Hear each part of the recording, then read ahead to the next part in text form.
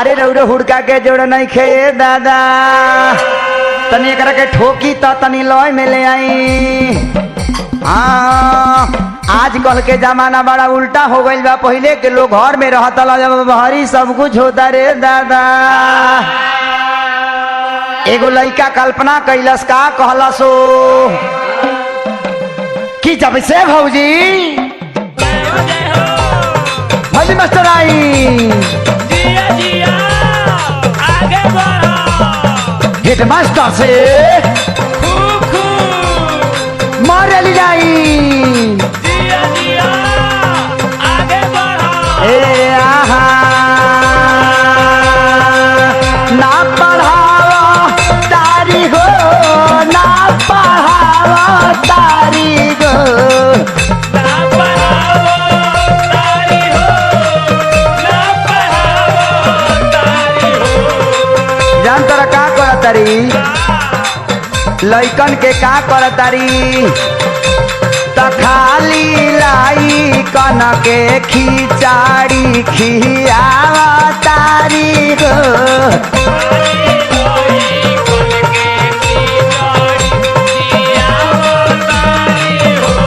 त खाली लई कन के गाछी पर चढ़ावा तारी गो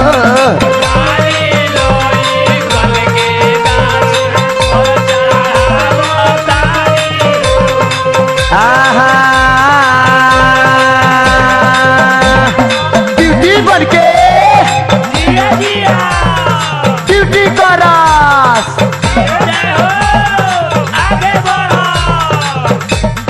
माथा के लुगा तन पर भरस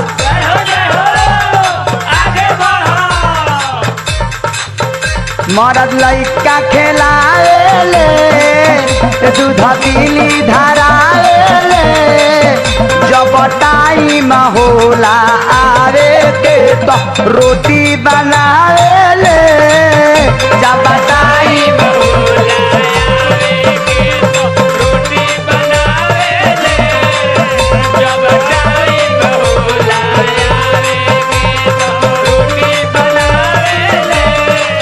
ना पढ़ावा तारी हो ना पढ़ावा तारी हो ना पढ़ाओ तारी हो ना पढ़ाओ तारी हो। ए जान तोरा का कर तारी तो सूटर दिने खाती ऊ नहीं महंगा तारी गो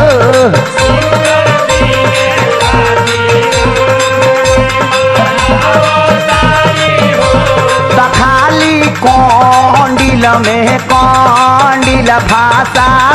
तारी गो